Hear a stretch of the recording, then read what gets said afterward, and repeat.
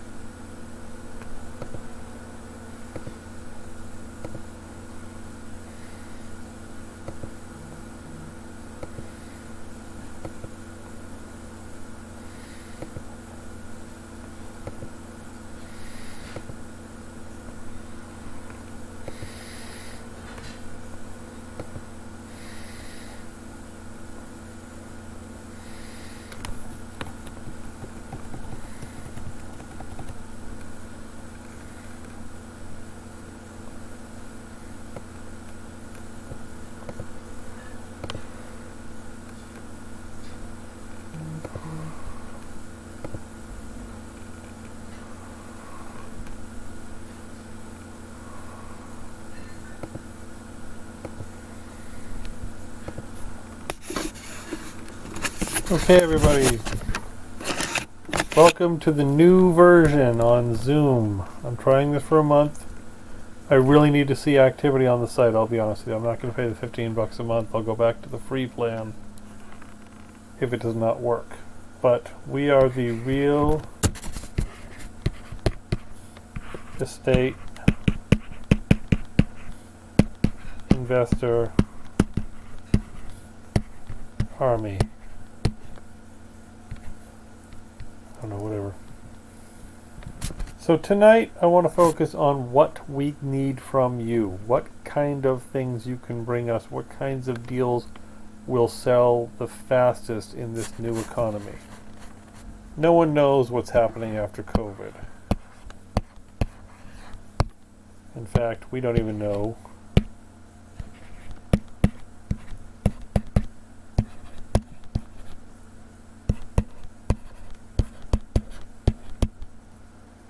We don't even know what exactly it is right now. But that's okay. We don't need to know what it is exactly.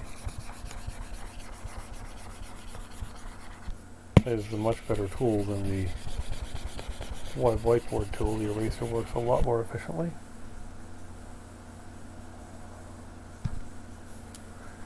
But leading the charge is actually I won't call it that. The easiest thing for you to find is single family and double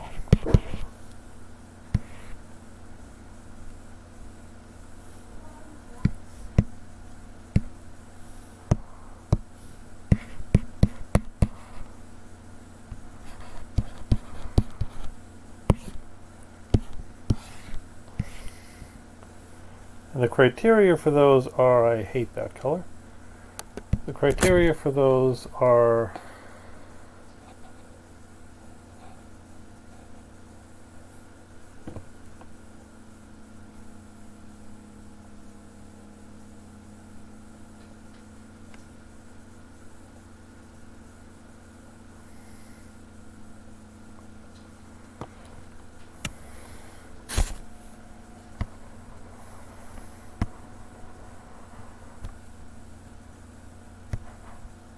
fraction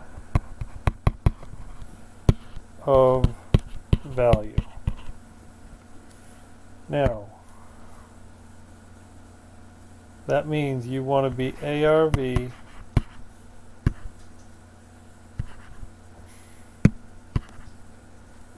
times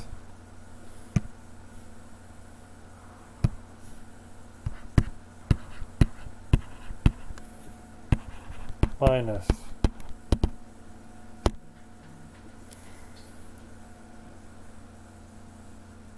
rehab, buy and sell costs,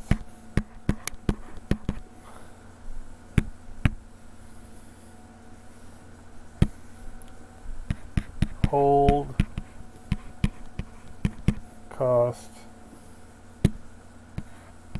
cost of money. So giving a good example, 150 is your ARV. Let's say 100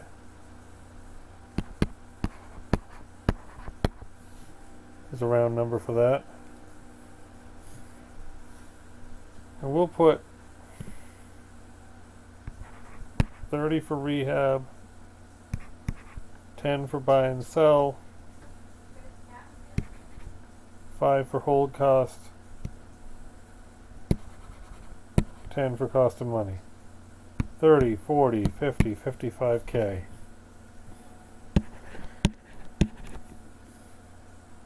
Minus 55K equals 45K.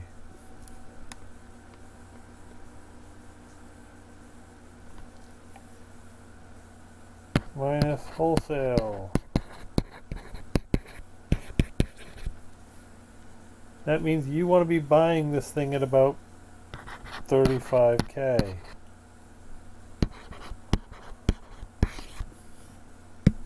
that's going to be roughly your sweet spot on this one. Even if you only want a $5,000 wholesale fee, you want to give $5,000 in room to play with on your negotiations. These are easy. Why are these easy? Why am I saying this? Any of this? None of this is easy, but why am I saying these are the easiest?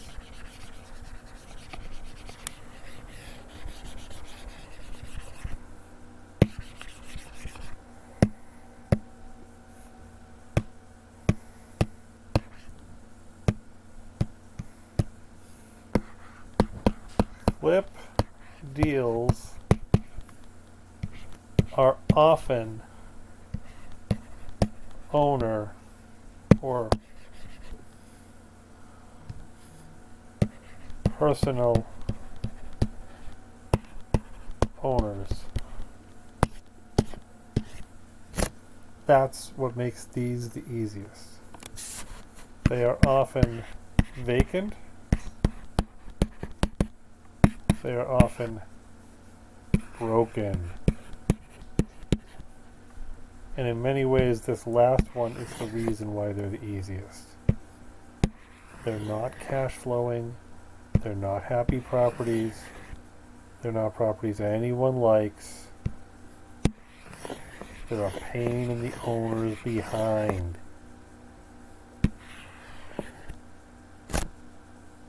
Also, other kinds of flip deals, they are upside down. I'm looking for the thickness game. There's the thickness game.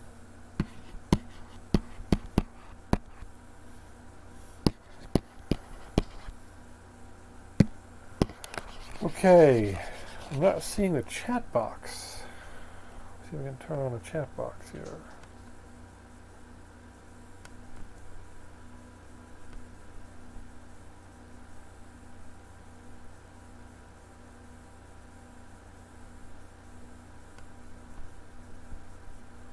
Is anybody out there?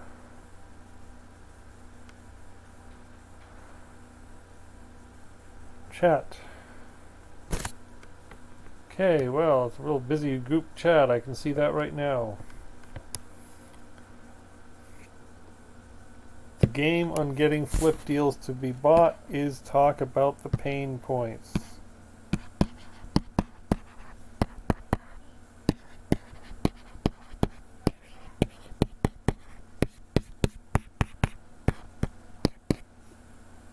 This right here. You got to talk to the owner's pain for these flip points. Why do they want to get rid of the property? The next most popular type of deal we are looking to get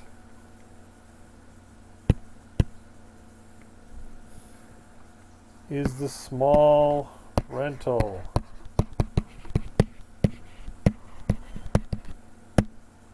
In fact, I'll take the word small out of there.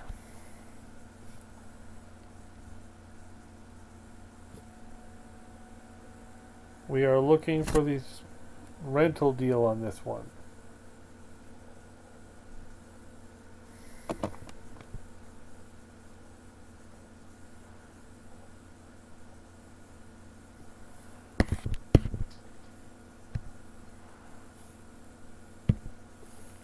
You want to talk to small landlords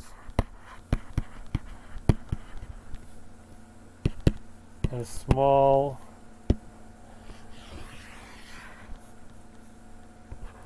LLC owners.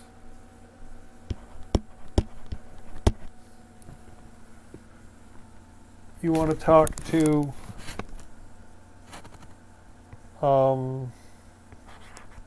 realtors with expireds. You want to talk to realtors with hairy, it's important to rewrite that, what I call hairy listings, which are listings with long days on market.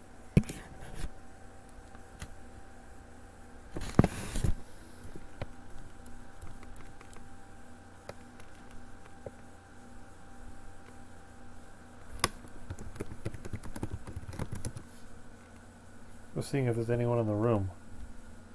Yeah,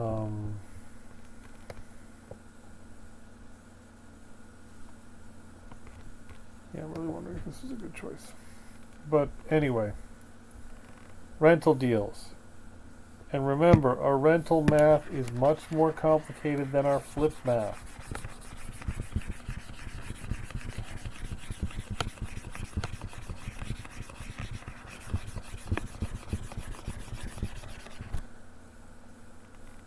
Our rental math, it's a bad color, it's a better color, is rent minus what I call hard costs, which is taxes, insurance, utilities, tax, insurance, utilities, municipal, and other. These are things that the landlord cannot avoid paying. Minus your MVM, which is your standard 3 trees of management, vacancy, and maintenance. This minus this is your adjusted gross income.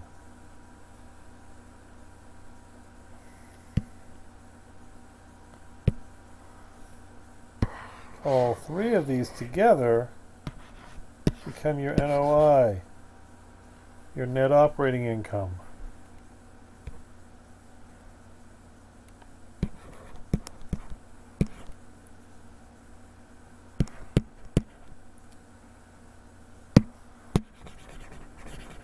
Rethinking how I want to do this. It's always great to do on the fly for you guys. Both of the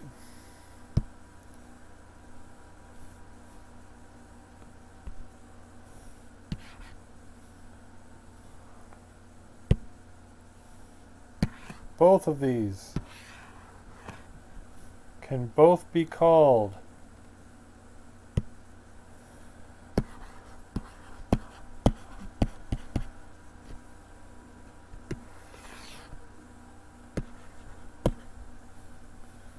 and I want to be clear, it's not both together are your profit.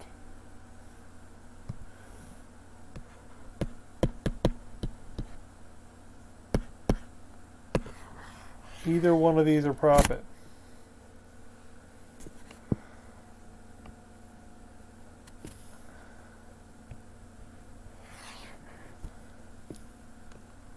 Profit, either AGI or NOI, divided by cap rate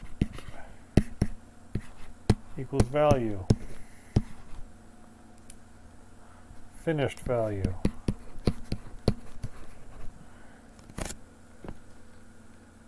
So that's it. You either divide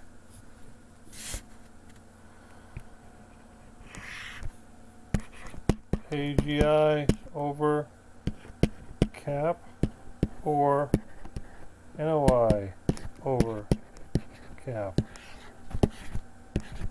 That's the way the math works. Don't buy a rental based on flip numbers. It won't work. But remember, from the finished value, we are always going to do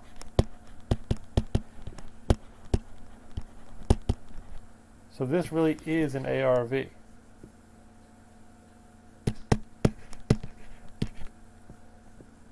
That just tells you the ARV of a rental property.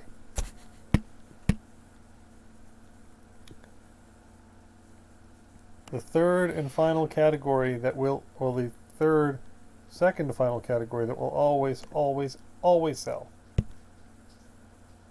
and is right now my favorite little darling. I need more of these than I can count.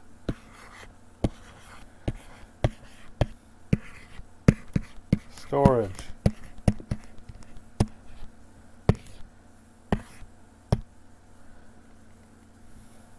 These have low expenses.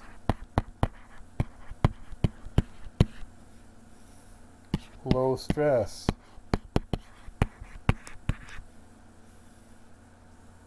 And are recession resistant. Self-storage math is its own animal. I won't really get into it in much detail. If you find something as self-storage, you find something that's even a warehouse or open land. Self-storage comes in 4 varieties. Operating. That did not work out very well. That pen is way too thick. Running. These are your A number 1 properties. Your second one is a warehouse or other building that can be converted.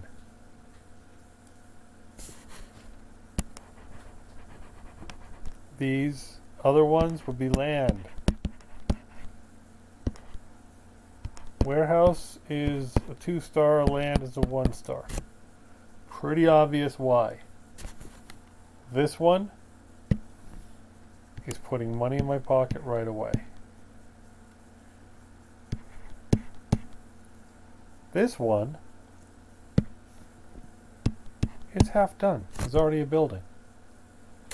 This one's dirt.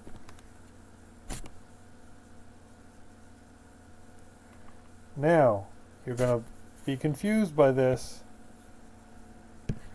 Or mobile home park. Effectively, mobile home parks are self-storage for people. Not insulting park owners, I'm not insulting people who live in parks. I'm just saying the business model is the same. If you own a park where you don't own the units, you're owning something with very low expenses and very low stress. And it's very recession resistant. So it fits these 3 boxes, and that's why mobile parks are fun. Mobile homes are not, at least in my experience.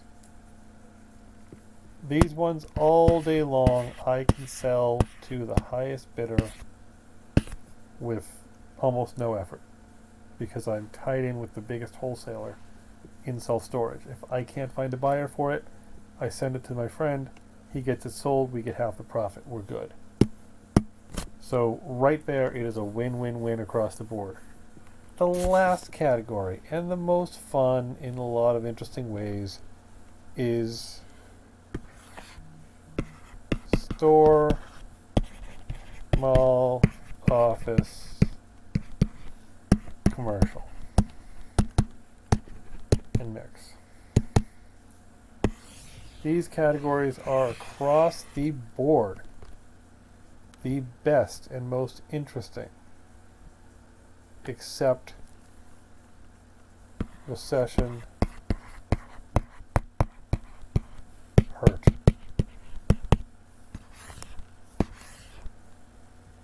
Now the most interesting because they provide the most variety, and actually stuck in here should be large residential.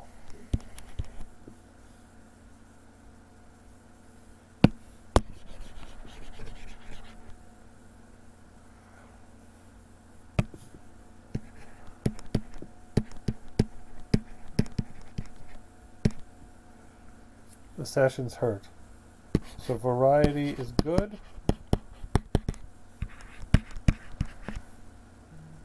But risk high. Both of these basically have a very simple model. And the math model on both of these is fairly similar. You take your in self-storage, or mobile home park world. Take your rent. Assuming you don't own the units, you have no care, custody, control. Your average expense load is 1/3. Why I made the divide not sign and not a minus sign, I don't know.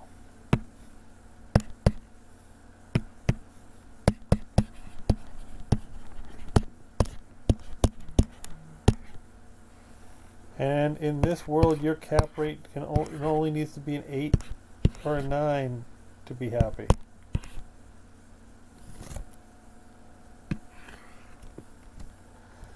In the office world,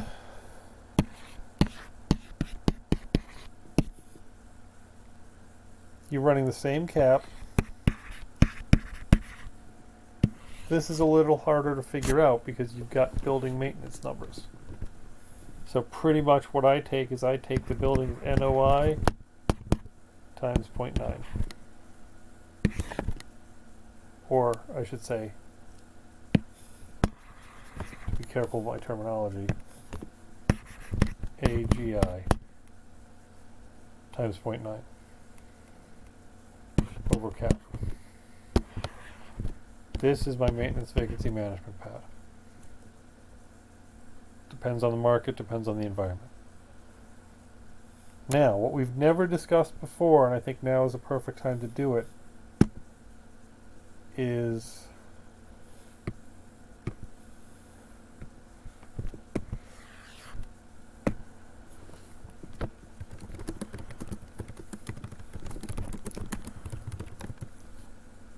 now we have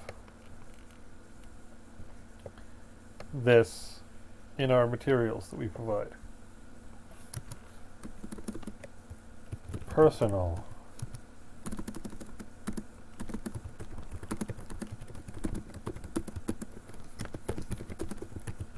Letter or postcard with your name.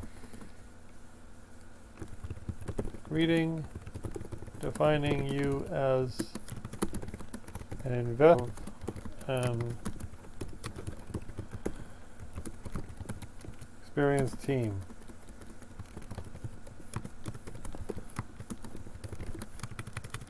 Talk about the property.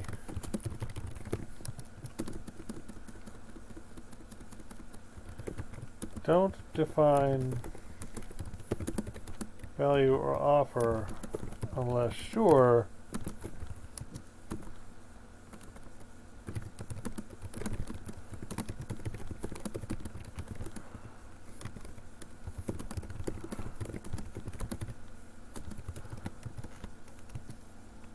goal is to say money is ready cash when you want to sell.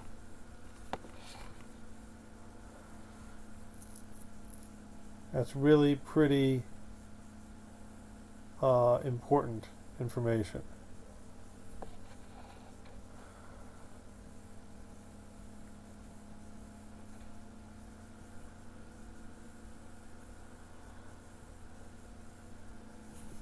You also want to give them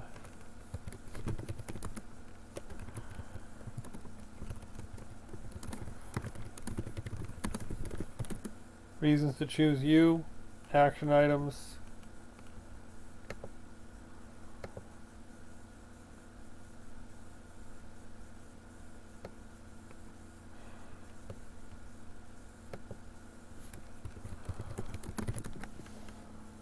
reasons to sell now.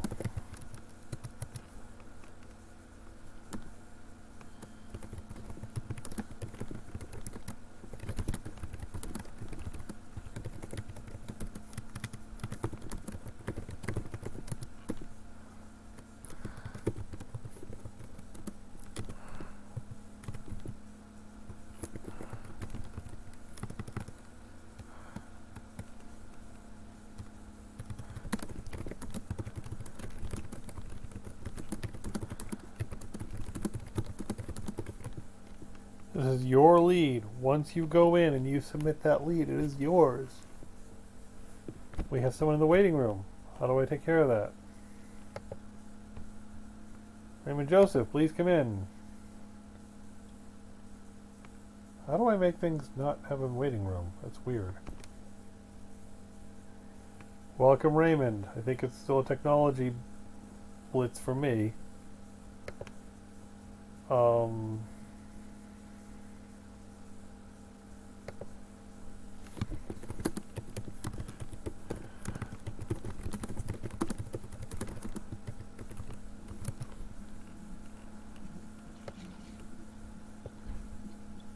Welcome, Raymond. So you're about halfway through the seminar tonight, but the lead is yours and only yours when you submit it to us. What happens then is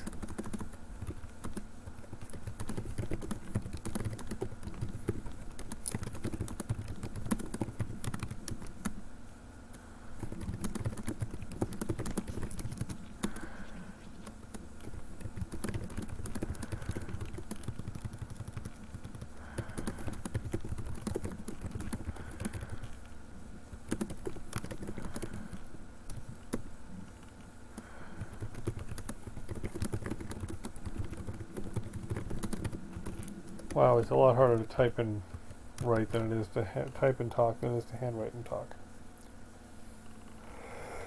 Anyway, so we will walk you through the deal. We will help you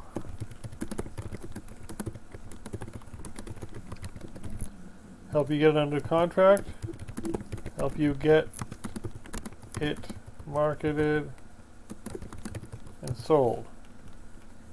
That's what we do, is even when we can't type right. Most importantly, everyone's been asking the same question. 1. Non-disclosure documents go out tomorrow. I finally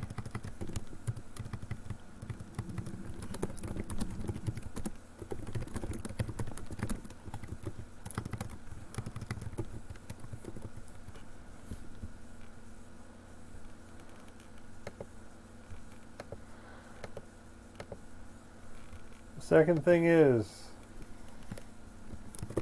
if you have no experience, you get 1/3 of profit for helping to run your deals. Something's blinking over here. What's blinking?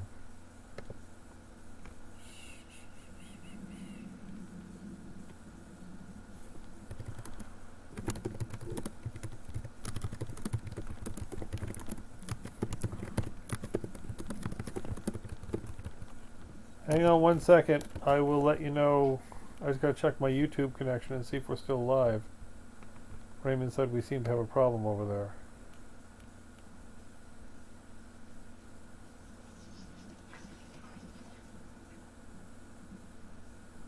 Okay. Well, I'll check it. I'm sorry you were having trouble, but it appears it's running as far as I can tell. Who knows? As I'm learning, I can't wrap my head around this.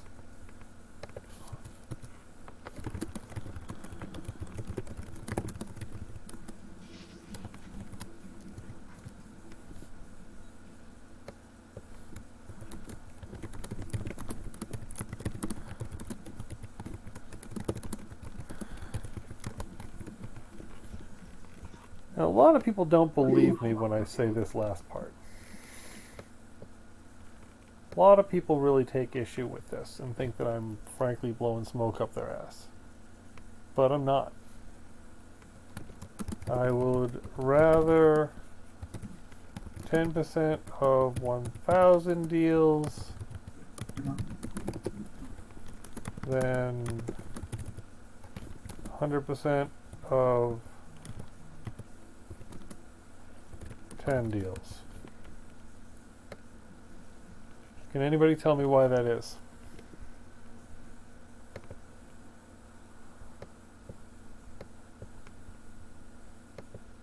It's really pretty simple.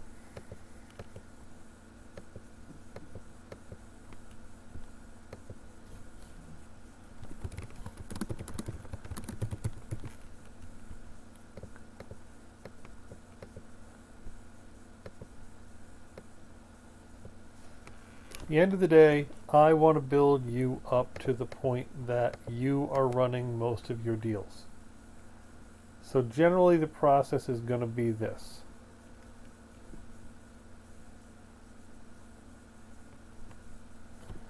The process in every deal runs almost identically the same. You're going to send in and submit your deal onto our form, which is at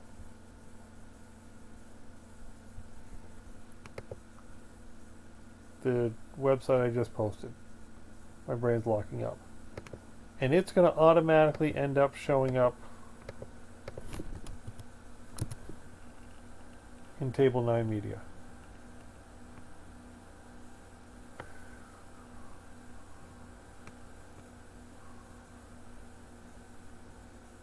Which of course is not being very cooperative to me right now. So I can't show you the rest of it. Okay, so much for that plan. Let me just submit a message to Tejas that tells him we're having some trouble over here.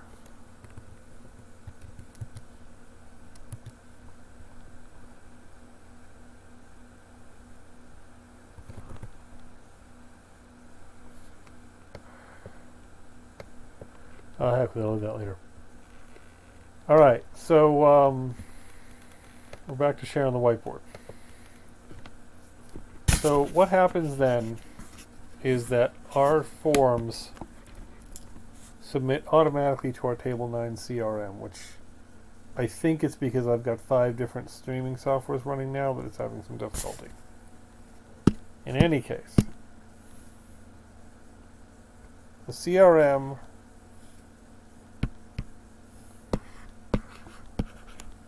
walks you through the funnel. The funnel has very defined stages. You filling out the form is putting a lead up front. That's the last part that you can really say you're doing alone. Everything else after that, we're hand-holding you until you're ready. And again, really the next thing you're doing is filling out. So here you filled out the name, address, and phone number form. Here you're filling in the property info package, which is the basics. This is square foot. This is units. This is condition. Here you're filling out the big G. Everything that Google can possibly tell you about a property, everything you can find out electronically about a property gets filled out on this next stage.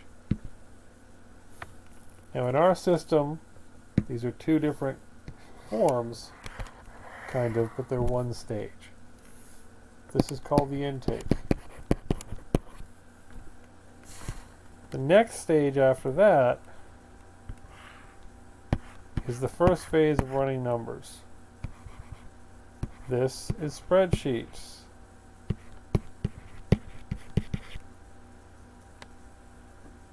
The next phase after that, the spreadsheets, again, we will hold your hand through this, but the spreadsheets look like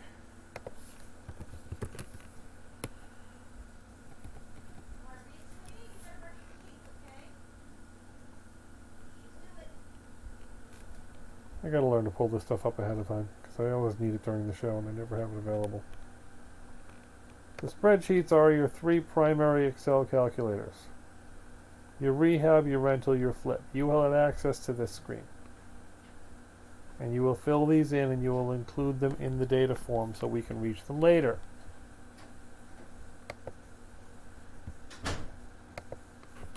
So once you do the sheets, we review it with you. At each step here, each one of these lines is we review with you. So you are never alone. Your superiors, basically me, are reviewing it. Now we call the owner. It's possible we already talked to him. And why are we calling the owner? We're calling the owner to revise info. We're not yet calling with an offer. We're calling to know what it is we're offering on. This step verifies the last 3 steps. This step improves our understanding. So at this step, we've estimated our values. But now, we come over here, we run our numbers again. This step revises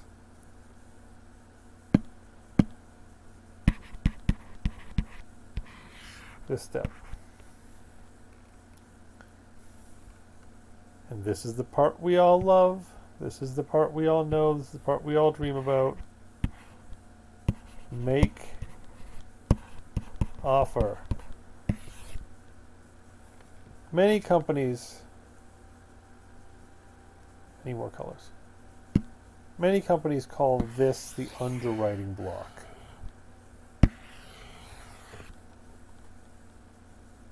And we make our offer.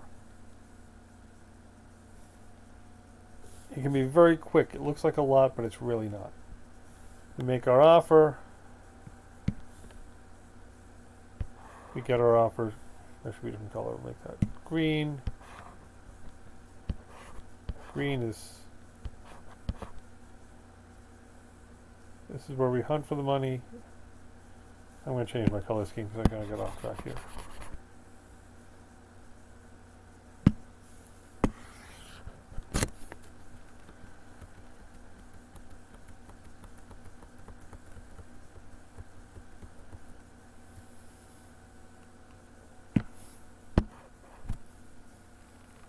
Make our offer. Oh, you funny little bear.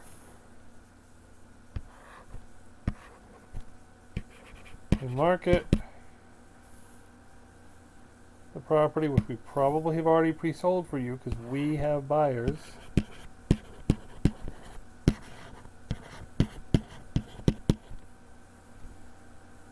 Market our property,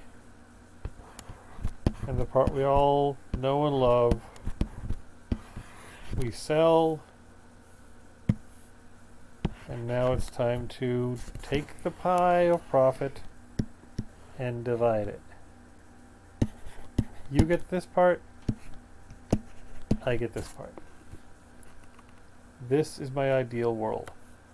I do not want to make more than my army. I want my soldiers and officers in my army to make most of the money. I will do best if you're bringing me a lot of deals. People have asked me before, now Raymond, if you have any questions, jump in here, man, because you're the only one who found Zoom at this point. I've got like a lot of people on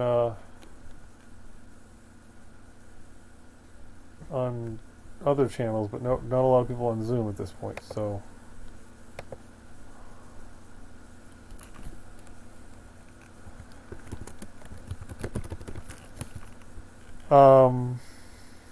so anyway, what can you expect for typical profit?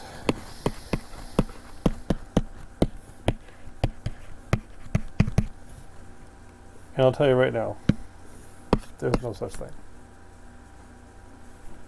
In my market, an average profit on a single family, this is Scranton, PA, is 3 to 10K deal. This is a single family or a small multi. Markets like Philly, 10 to 30.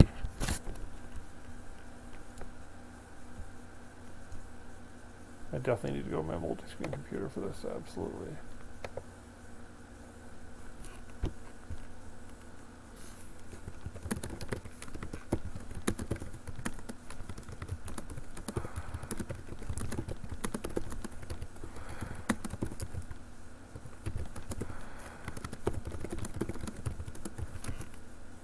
Now, Raymond just asked whether or not we handle MLS deals. I'll get to that briefly in the next screen, but we'll cover it more in depth on Monday. Now, self-storage deals, my friend, who again is the leading self-storage wholesaler in the country, just cashed a check for $234,000 wholesale. Plus, he kept about 5% of the company. So he'll be getting paid later on that as well.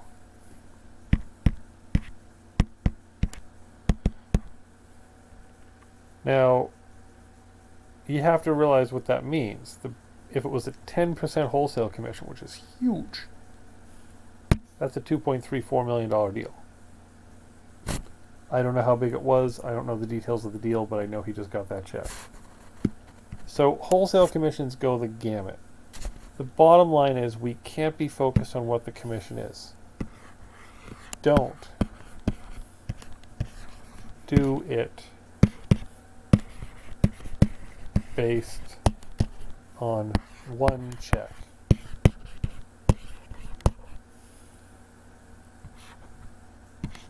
It's the flow that matters.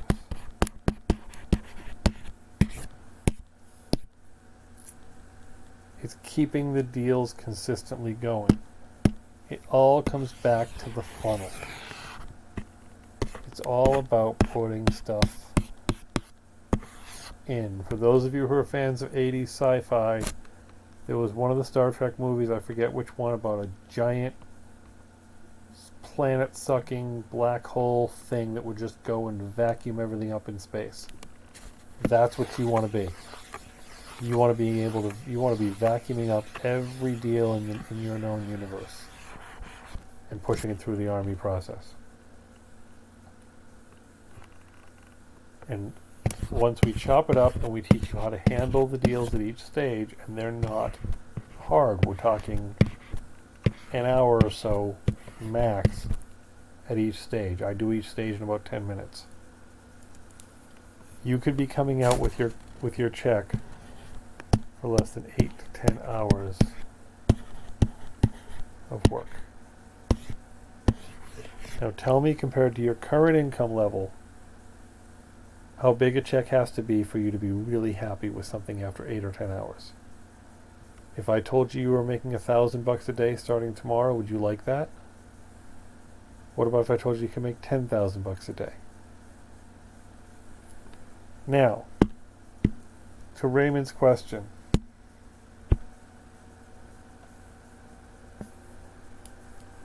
I'll answer it briefly, Raymond. I appreciate you being willing to wait, but I'll answer it briefly. There is a danger in realtors. Not in the one you're working with so much, but in realtors in general. Most realtors don't understand two things. One is they don't understand what wholesaling is, and it scares them. When you don't understand something, it naturally scares you. I don't understand nuclear physics, so I'm not going to try to split the atom. I'm not really a brain surgeon, so I don't think you want me operating on your head. It scares you that I should operate on your head. This is right. So because they don't understand it, and because they think, and in some cases are right, that we're taking money off their plates. We're selling a house that they could have sold to somebody if they'd gotten to it first, and if somebody had called them first. There's a little bit of a rivalry going on, and that's fine and natural. But they're the ones with the Board of Realtors, and they're the ones with the state governments on their side. We're doing this in the dark, so we have to be careful. The other thing is that realtors don't understand investments, and that's the reason I teach the Army way of working, of understanding your client. And that's where a realtor is smart if they team with us, because we can understand the client they don't want to understand. They're probably used to selling McMansions to Barbie dolls and getting the stuff sold and putting it on the market and sold in 10 days because it's got the right shaped kitchen. That's what they understand. They don't understand these messy properties. Most of them hate these messy properties. They don't want them. So the way to work with realtors is, the first way you work with realtors is take their expireds and their tireds. Take the sellers they're tired of dealing with. Take their cheap investors. Take their annoying clients. Which, it's not exact for those of you who are in IT are going to call me on this, but the annoying clients are known as the ID 10T.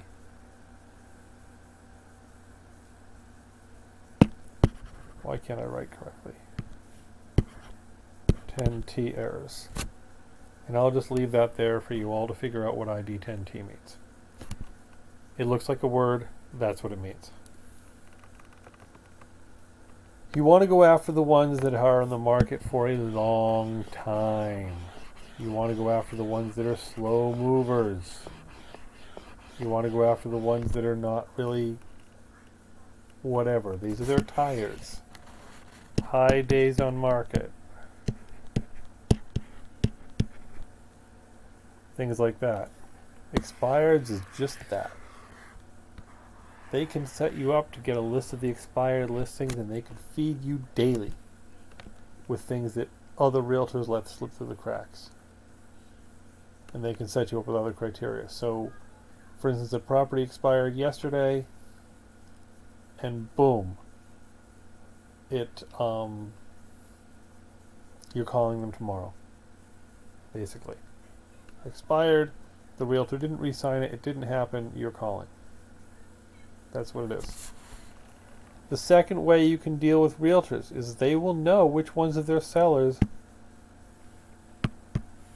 they know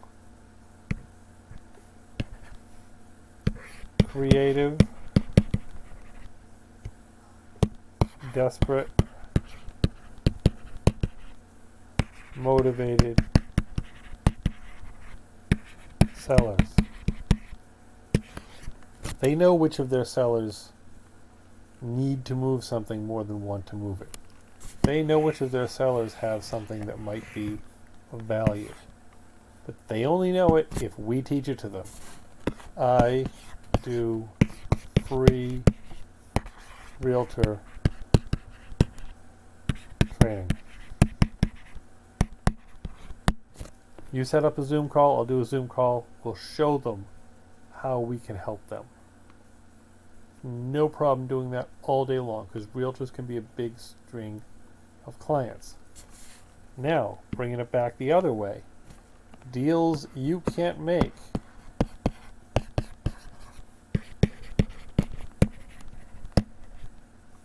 Or your buyers.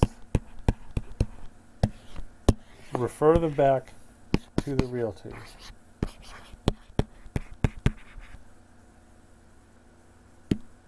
Think of it like, well, we'll use the cliche one.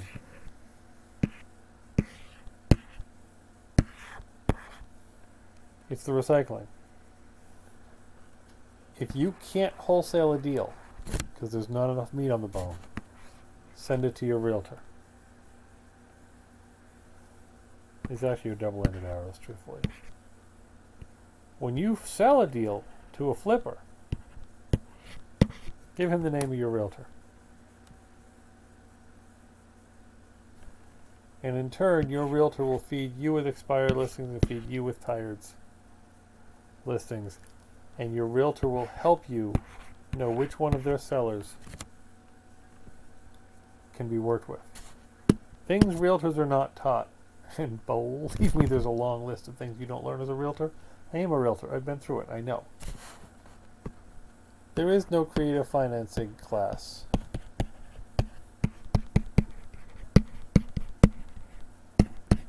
For the MLS. There is no such thing as subject to. Or sandwich. There is very little training on a multi-family rentals or commercial or storage. These are categories they don't know. There is no training for flips or investors. Some realtors get it. Some realtors are these things on their own. Some don't want to deal with it. Now, we'll spend through 2 or 3 more minutes, and I'll cover this more on Monday. When you're interviewing your realtor, investor friendly is key. They can't be your enemy. They can't be questioning your motives. They have to get what you're doing.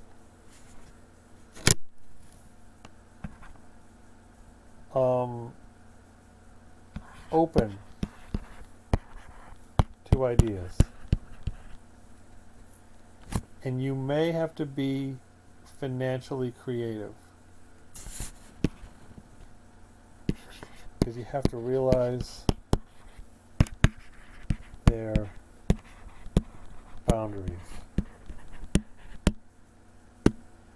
This is important. I had a realtor that I used to work with who was a horrible realtor for investors. I didn't know any better at the time. But she found me a couple of good wholesale deals. And, I purchased them. She got her 2.5% commission. 2% commission, whatever it was. And I made like $10,000 on the deal. I think 5 on one of the deals. So I slipped her $1,000. I could not pay her money on the HUD statement. The title agent could not write Deb a check because it was outside her brokerage firm and she'd lose her license over that. So I literally took, and this is no lie, I put $500 or whatever it was. That is a really bad shoe. I put money into her sneaker. I think even I can draw a sneaker. The back of her car, she left her car open. $500 happened to find its way into her sneaker. They are bound by rules, and you just have to work around that. The last thing about working with realtors is you have to understand and respect that they run by a set of rules that is rigid. We run by a set of rules that is flexible. You have to understand the boundaries. Now, things that are hard to wholesale.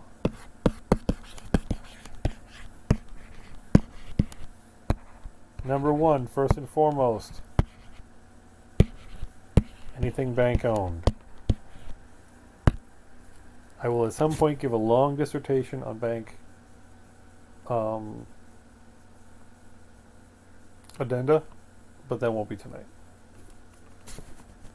It's hard to do anything that is really anything organizationally owned, I should say. It's also hard to do anything that is estate. Oh, no, estates are easy. Anything that has partial ownership.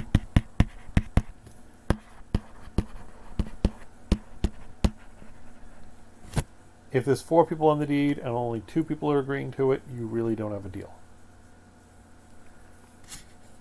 So, in brief, I'm kind of running out of steam tonight. In brief, you're looking at, yes, we can work with investors.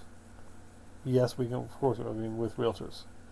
We have to work carefully. We have to respect how they want to work. Some realtors aren't going to want your money. They're just going to want a relationship of trade. Now, the last thing before I forget, there are things you can get from realtors besides deals. The most popular is CMAs. A CMA is a rather in-depth report, and yes, you should be willing to pay your realtor if they ask you $50, $75, something like that. But it will give you, it's like a mini appraisal. Depending on the realtor, it may be as good as an appraisal, but it's not technically an appraisal. But this is something very good that a realtor can give you. At the very least, they can give you comps is usually what I do for my clients. Is if subject property is here, I will simply draw a box on the map of closed, pending. We have a category called contingent, which is basically between closed and pending. And it will show me all of the properties and give me all the information in that radius. A CMA, the realtor's actually broken it down, and they've done things like square footage adjustments and bathroom adjustments, and they've given you a pretty final answer. This is basically raw data, but it's raw data you can't get. And also on Monday I will cover, this is actually a big, my main intended topic for Monday, is why Zestimate suck. And Trulia, and all of them, you don't want the Zestimate. That never helps you. No Zestimate. Yes, Zillow data. If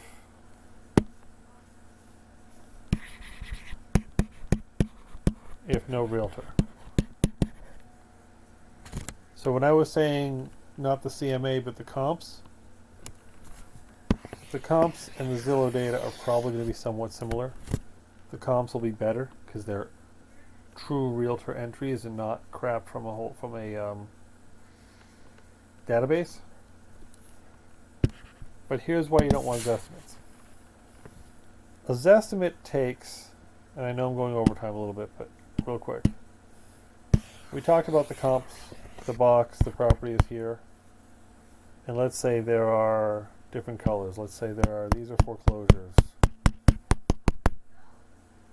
Let's say these were brand new flips. And these are, private investor sales. And then, you keep this going with all the other kinds of sales they are. A Zestimate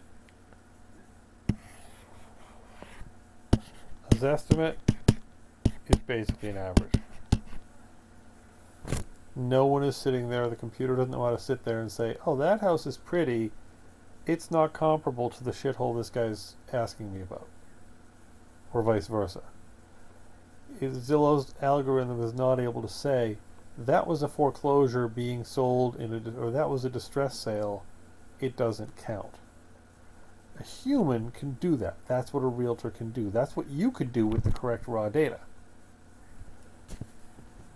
All the Zillow machine does is it grinds all this up and spits out a single number. That's why the Zillow's estimates don't work. Okay, so homework, guys. Listen. Number one, Raymond, I appreciate you jumping in. Bottom line is what I really want everyone to do, and I'm going to blow out REIA over the weekend. I've got to find an open window here. And I'll figure out what's up with table 9. I think it's my computer. I don't think it's table 9 because it worked fine from my other machine an hour ago. Get your deals in here. Get your deals into our system. Find deals. Reach out to your local community. It's as simple as going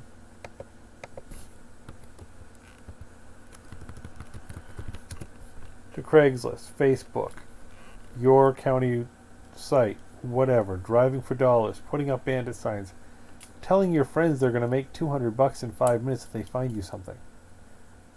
You pass by a you pass by a self-storage facility, call them. Okay, we're not driving anywhere right now. You look in your local, digital white pages, call your self-storage facilities. Get us raw leads that we can process.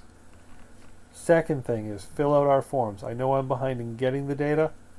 But as it comes out, please, please, please get it. Third thing is, I'm really slowly abandoning the group that is the GPGH education.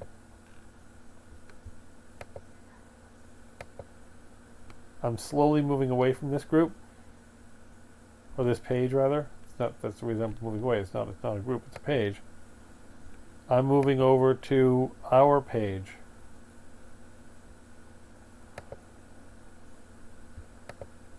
This one. I know, it's gorgeous, it's pretty. This is where I want us to be interacting with each other while I build out our AIA. Let's get some leads, let's go. Any questions you guys have, shoot them over. You can always reach me through the Facebook or through the website. Contact us is right here. Let's get going. I will give you access over the weekend to everything. We'll get the non-disclosure signed. We'll get everything going. But let's be ready for Monday. Come with your questions. Tell me what you need to know. Have a good weekend, everybody. We are doing a Sunday show, but the Sunday show is turning into the mastermind group. So I'm going to be kind of spinning the Sunday show up to more accelerated topics, trying to attract some more advanced investors to that. Because I think 3 nights a week of Reia is good. Sunday is going to be used for other things. You're certainly welcome, that's fine, but just understand we're going to be going a little bit deeper at a little bit higher level. Bottom line is, we are your partners in this. The Real Estate Investor Army only works as a team.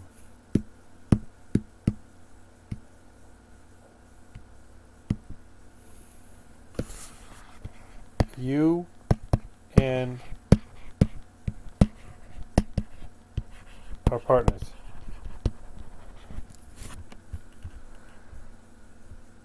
Couple messages here I missed, apparently.